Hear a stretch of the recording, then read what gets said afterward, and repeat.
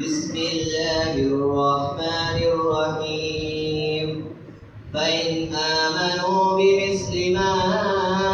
آمنتم به فقد اهتدوا وإن تولوا فإنما هم في شقاق فسيكفيكهم الله وهو السميع العليم صبغة الله ومن أحسن من الله صبغة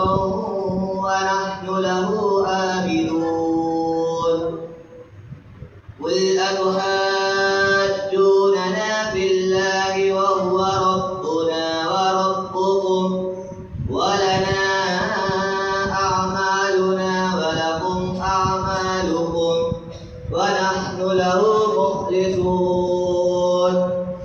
أم تقولون إن إبراهيم وإسماعيل وإسحاق ويعقوب والأسباط كانوا هودا أو نصارى قل أنتم أعلم أم الله ومن أظلم ممن كتم شهادة عنده من الله وما الله بغافل عما تعملون تلك أمة قد خلت لها ما كسبت ولكم ما كسبتم